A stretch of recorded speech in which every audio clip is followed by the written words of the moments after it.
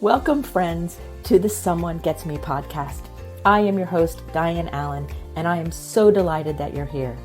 This podcast was created because I believe there is a visionary leader inside each one of us who is waiting to be seen. In each episode of Someone Gets Me, you will hear useful tips from successful visionaries who will share their stories about how being seen has allowed them to take their vision out into the world with action. The Power of Perseverance with Kathy Garver.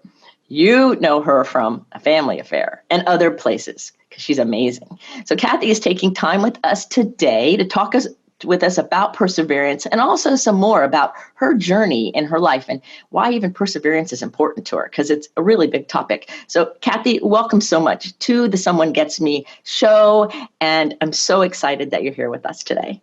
Thank you very much, Dianne. I'm glad finally somebody gets me, and maybe some people out there will get me too.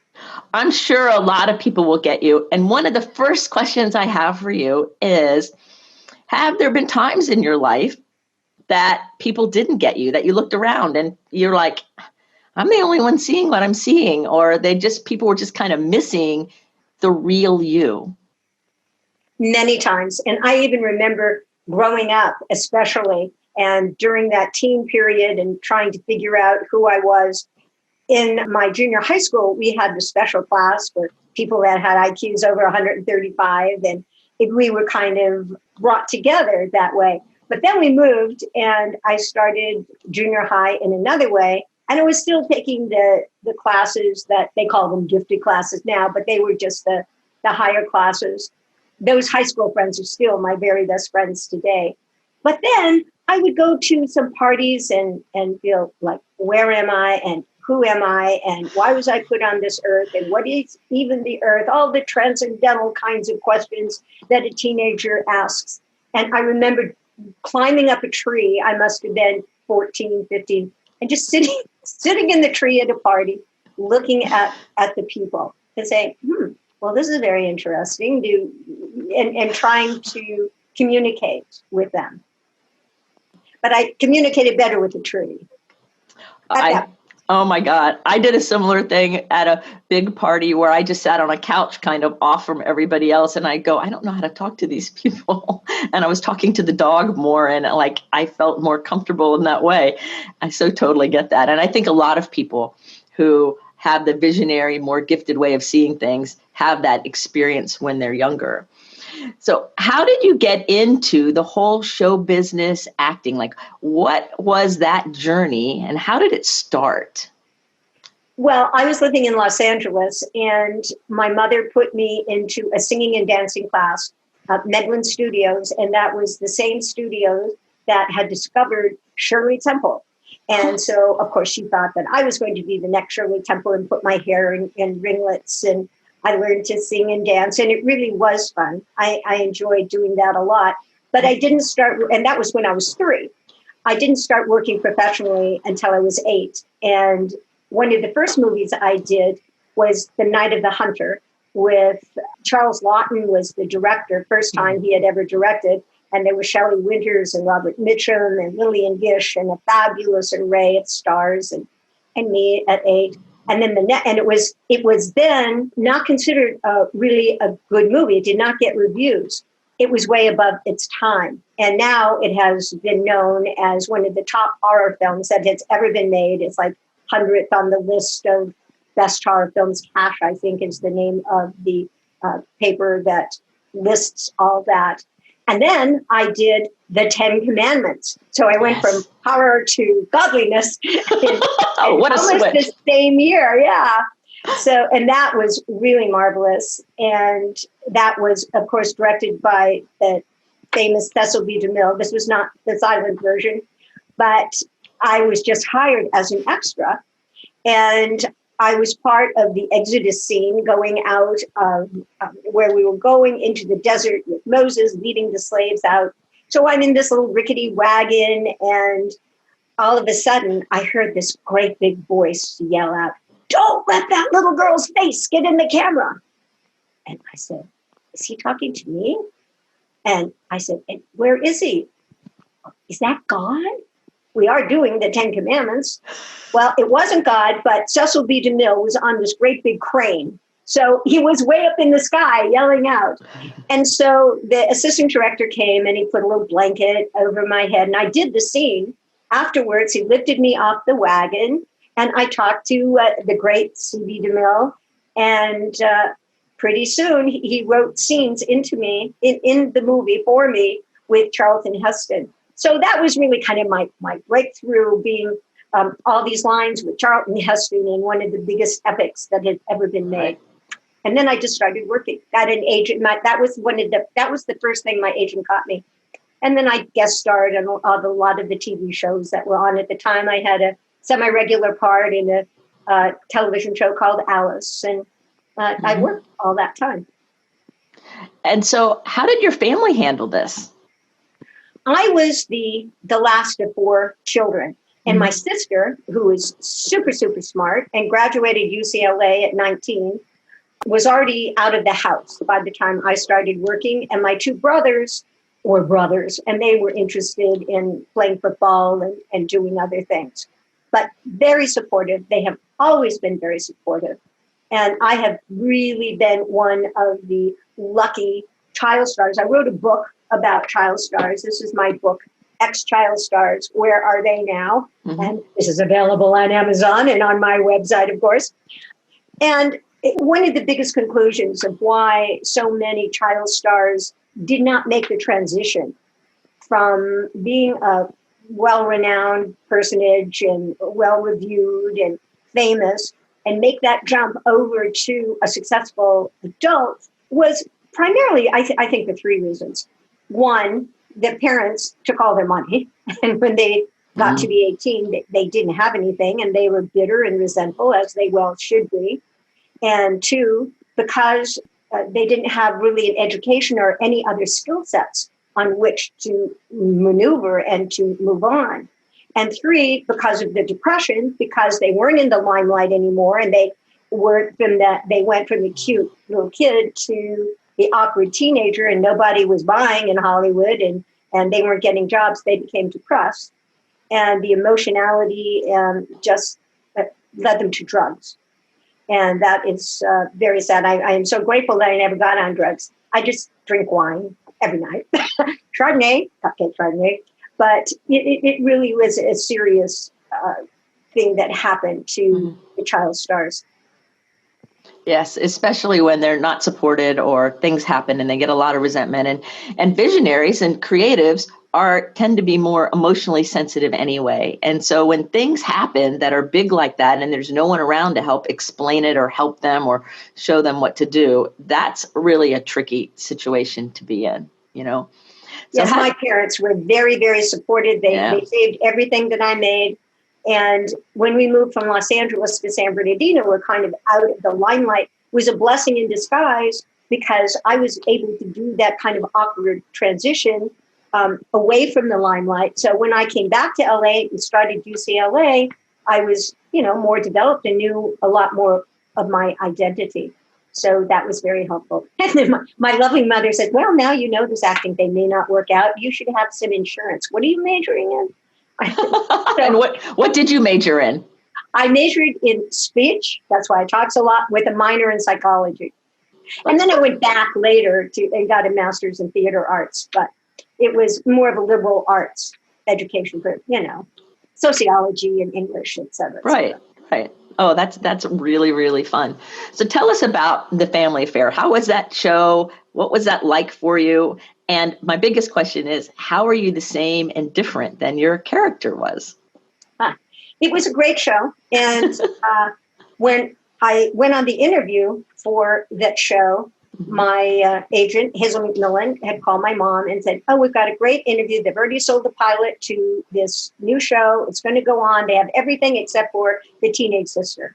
They actually had cast her, but she went to Europe and I guess gained some weight and then came back. And anyway, she was not hired to go on. But they wanted this blonde, blue-eyed girl. Now, back then, I did not have blonde locks. I had dark hair. And I have dark eyes. Well, there was nothing I could do about the eyes. But my mom brought this stuff called Streets and Tips. back in the 60s. I don't know if you've heard of that, Dianne. And you just spray this stuff on and your hair turns like gold is what it turned mine to, and like a helmet. It was so gold and brassy.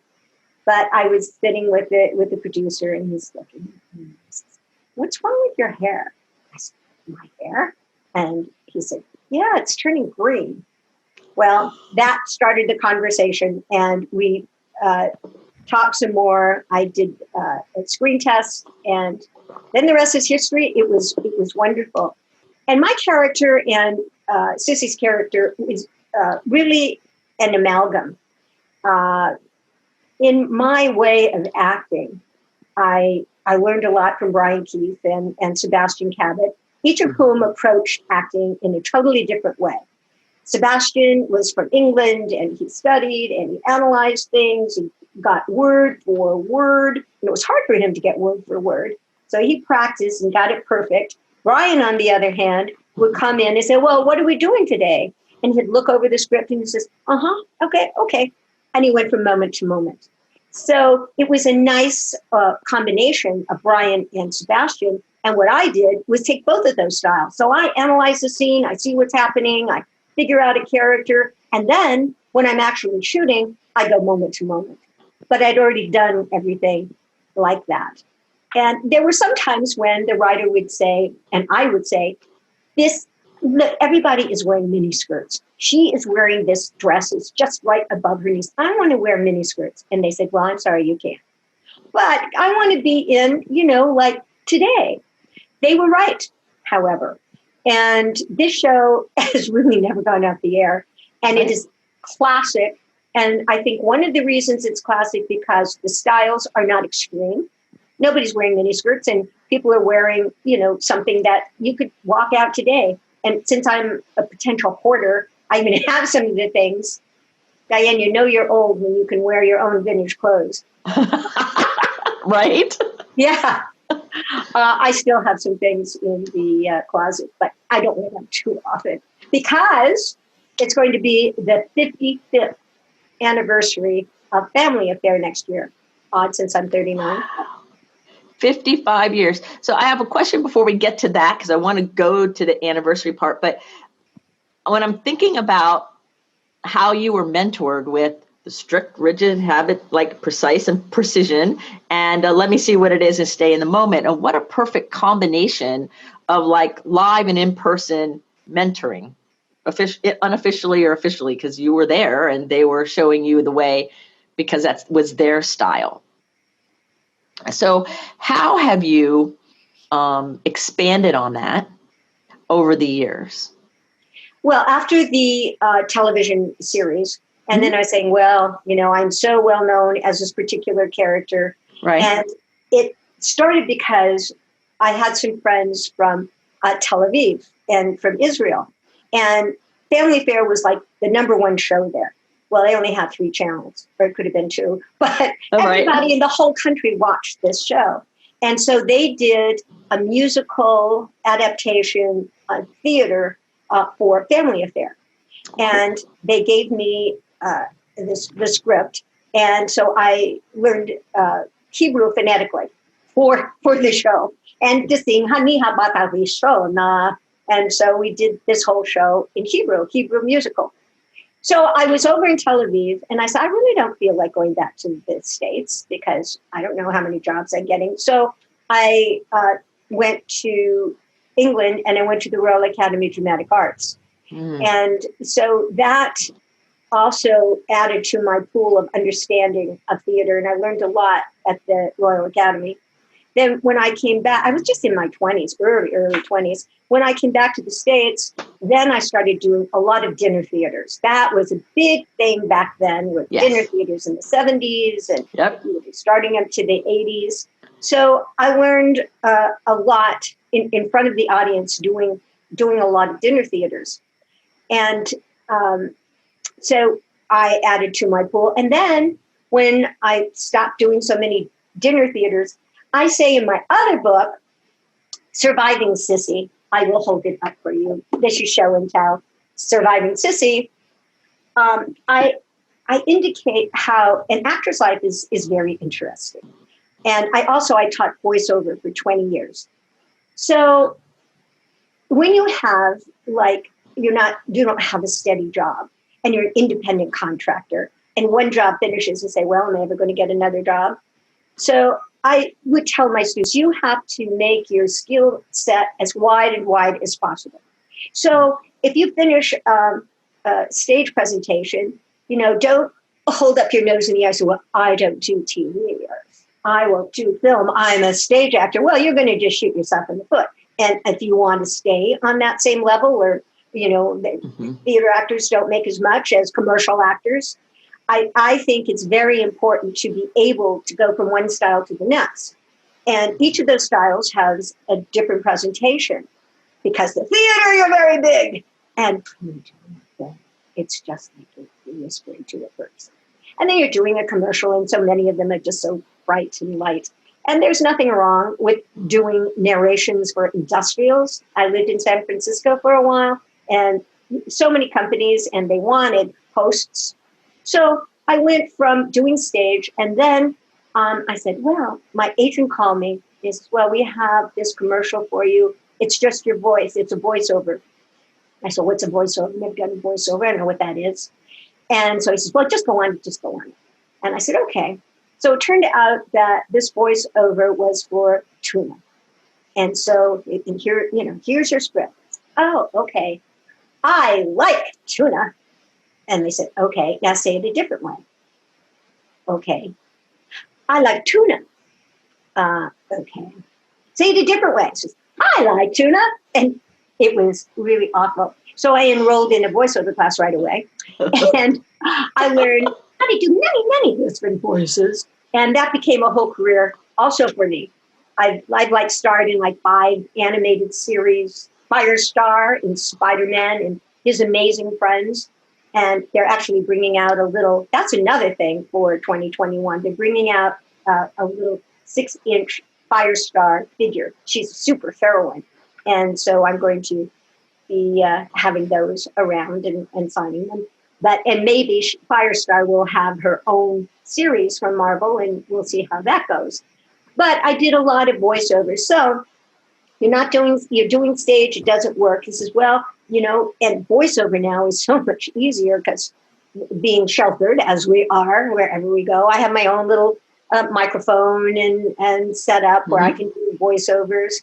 And then I just did a movie last month and starred in a movie called Old Man Jackson, where I played Mrs. Jackson. And right before that, I did a pilot for a TV show that we are this close to selling. So, I mean, in my estimation, you have to be able in the entertainment business to do a lot of things. If you're an actor, I think musicians have a different road. But I think for the general person who is an actor, get all those things in front of you. Even for voiceover, you don't just do animated cartoons, you do narration. I've done 80 audio books. I've taught it. I've won 4 Audie Awards. Great. And commercials, right? AER. So all of those fall under the umbrella of voiceovers, and all those things sustain you. It's great to, be as creative as you want, but you still have to pay the mortgage and the insurance and buy food. Right. I always say all the time that visionaries and creative people still have bills to pay. And our craft is very important, and it takes effort and dedication and focus. But they don't call it the entertainment business for nothing. It is a business. Yes, and absolutely. I think that, you have to learn how to do finance as well as letting yourself go in whatever creative endeavor you're doing, painting or just acting in the moment or whatever. You still, in my estimation, it's like taking Sebastian, very straight, and Brian living in the moment and putting that into a financial type of business, financial and creativity. Right. Taking care of all of the facets of it. That's why I like that they came together kind of at that perfect time of your life as these two seemingly opposite, but yet really creative, amazing people. But their style was different enough that what a great way for you to just see in real life all different kinds of ways for you to to develop your own way and see how their way worked for them in real life in action. It wasn't all just theory or somebody saying, well, do this, do that. You could see it. And I think that, to me, that sounds like it was really amazing, you know? It was. You kind of look like Lillian Gish. Oh, thank you. Has anyone told you that? No. Really? You look, your cheeks and everything. As I say, she was in Night of the Hunter. Wonderful, fabulous actor. Wow. And Cool. Annabelle Gish, yeah. Right. When my hair was shorter, people used to tell me I looked like Sally Fields. And but now that it's longer, people haven't said that. People tell me I look like Sally Field. I actually did a game show recently, and I was Dolly Parton. I pretended I was a Dolly Parton sister. Oh. I could just see you doing it. It's like you're a multi-potentialite, you know, you can do all of these different things, and you write books, and you have cookbooks out, and you do all these other things. And so that's the true way of visionary, gifted type of people. There's all different kinds of facets, and you think you know one part of them, but you're delighted that there's all of these other parts coming to this table, even if you don't see it right away. And so let's talk about perseverance, because you talk about that, and you've had to have perseverance in lots of different ways all through your career. So what would you say if somebody was listening to you right now and maybe they're struggling with keeping on, or, you know, that perseverance energy in them is kind of a little low, and they need to kind of get going. What is something that you could say to them, or some advice you might want to share with them just to help them keep going? It's just that eventually it will come. And sometimes you're working and working and working, and all of a sudden it's not doing it. But the answer is always ahead of you. So you go away for a minute and you come back and say, well, there it is all the time. I should have thought that before. Give yourself the time to persevere, to reach your goal. And even if you're starting to say, I'm never going to get here, you will eventually. And even if it isn't exactly the thing that you want, there's something bigger that knows what is exactly right for you. And it may formulate itself in something else, but it's right there. And that happens. That happens a lot. And it happens in so many ways. Even when I got married, I wanted to get married. Why aren't I married? And, you know, time is moving. I was 30, I was 31, I was 33. I said, look, at all these people are married. Why aren't I? So I went to Palm Springs. And so you have to put it in your head what you want. And you have to put out that energy, and that positive energy, do away with any of the negativity and say, okay, I'm just putting out positive energy. So I said, the next person I meet, I'm going to marry.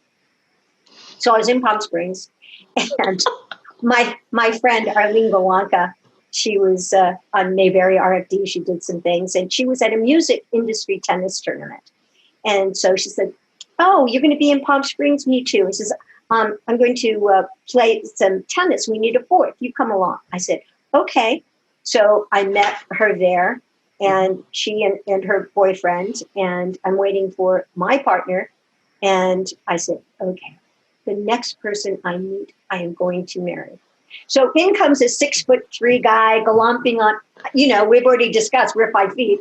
Right. Here comes the 6'3" guy, and we start playing tennis. And then he, in a profiteorial kinds of way, says, finally, a woman that can play tennis. I said, I'm going to get married.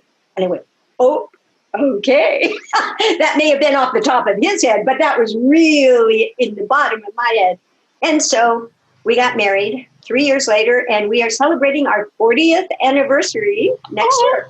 Congratulations. That's amazing. Yeah.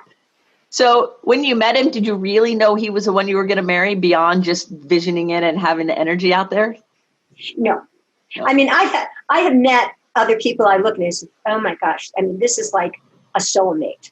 And I don't know if David is my soulmate, but he is the person I was supposed to marry, I think. I know. And he's a really lovely person, very, very nice and cute, and puts up with me. So, yeah. But there are different relationships along the way. Oh, sure. Is he a visionary like you? No, he's not. He is not. My son, now, again, I didn't get married till I'm 35. So at 40, I'm going tick, tick, tick. I would like to have a child here. He already had a son. And so, no, you don't need it. I said, yes, I want a baby. I want my son. So at 45, I had this wonderful child, and he is very much like me, and he's very sensitive, and he is a visionary, and he is the best cook. He can see an empty space and just totally see what should go there. And he is dear. Oh, that is so beautiful. I love that. That's so cool. And so visionaries, I think there's a special place in the whole world for all that ability to see and bring forward and create and elevate the energy to inspire. I think that high energy inspires people. So tell us a little bit about this 55th anniversary reunion of Family Affair and some of the things that you were telling me before we started recording about, so that everybody can be excited in your words, because I'm thrilled for it. And I think it's a great way to really honor, time tested, beautiful. I mean, that show is amazing. And all the work all of you all did in that show is amazing. And you can tell it's amazing because 55 years later, people are still celebrating it. It is amazing. It really has not been off the air since 1966 when it debuted. And as you say, it's a 55th anniversary, and we have a lot of things planned for it. My Surviving Sissy book that I did about 5 years ago, they're bringing it out in paperback. So that will be the debut of its paperback version. And to also herald that, there is a wonderful museum, the Hollywood Museum, right on Highland in Hollywood. And hopefully it will be open by April and May, and no more lockdown and no more sheltering, and people can actually go out. Right.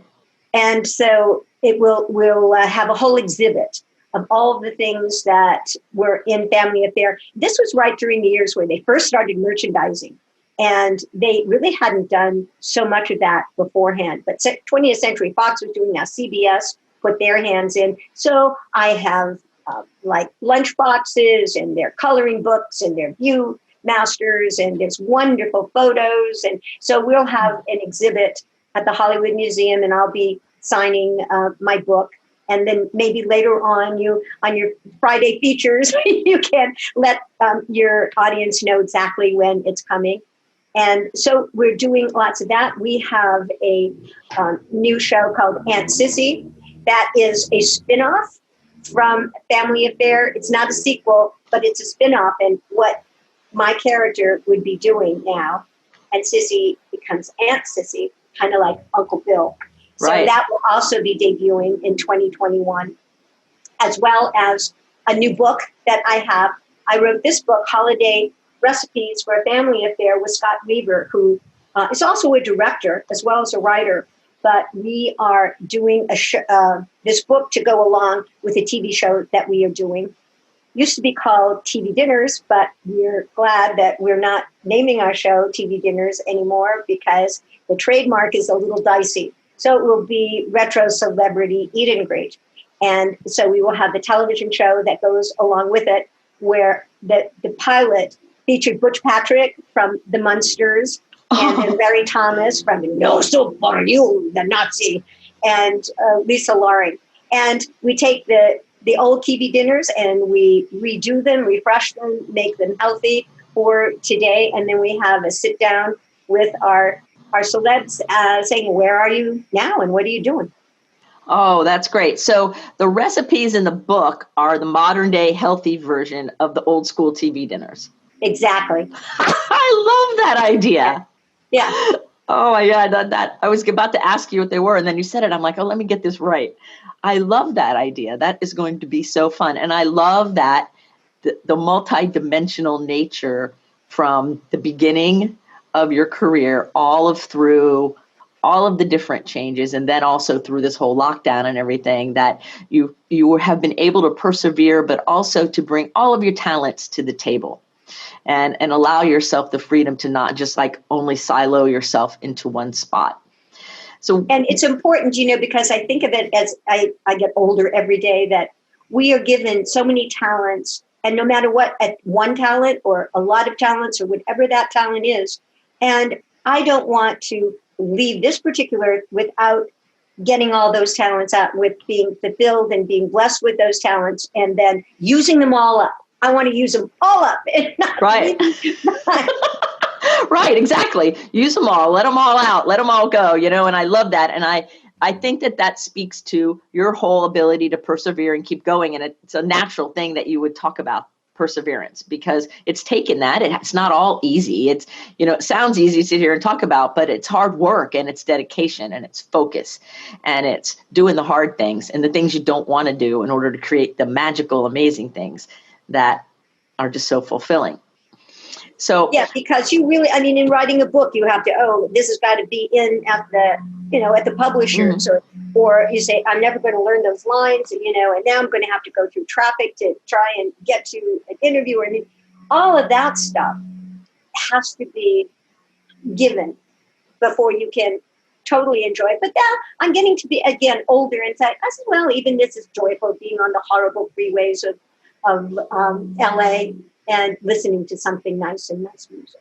So make the best of it. Yeah, exactly. So make the best of it, everybody, no matter what it is, and let all your talents hang out and shine, because things happen over a lifetime that are amazing, and we just keep building and building and building and building.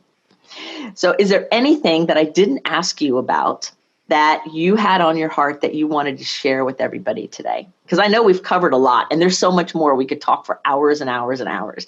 But was there anything on your heart that you really felt that led to say or wanted to talk about that I didn't ask about? I'm just thinking that I think everybody should be proud of themselves and who they are in whatever circumstances that they are in, and to be joyful every day and to make the most of who you are. Oh, well, that's beautiful. Yes, absolutely. Absolutely. So your final question of the interview is, if there was going to be a billboard out in the whole world that everyone was going to see that would have your name on it, what would that slogan, what would that statement be? I love my family. I love my family. Yes, that's beautiful. I love that. So everybody, you've been listening to Kathy Garver. She's amazing, right? All of her contact information and ways to buy her books and everything are in the show notes for you. And we could talk for hours on end, but we're not going to. So there, if you want to follow her and you want to learn more about her, then go do that, because you're going to find a dynamic, amazing, multi-potential powerhouse of a woman who has persevered through life and all kinds of amazing things to create goodness for all of us. And thank you for all the work that you've done and all the entertainment that you have provided and the laughs and the goodness that you've brought to the world through all your talents. Thank you so much on behalf of all of us. Thank you, Diane. I know we're going to remain friends far after this. Oh, yes, I'm sure. Okay, everybody. So make sure you follow Kathy and let her know you heard her here on Someone Gets Me. And remember to keep your face to the sun so the shadows fall behind you, because you're a rock star and you're here on purpose with a purpose. So go out there and use all of your skills. Let them all hang out. And until the next episode of Someone Gets Me, be well. Thank you for listening. I trust you gained some valuable inspiration and information. Please join me and other visionaries in the Someone Gets Me Facebook group. Or for more information on my services and additional episode's, visit someonegetsme.com. Again, thanks for listening.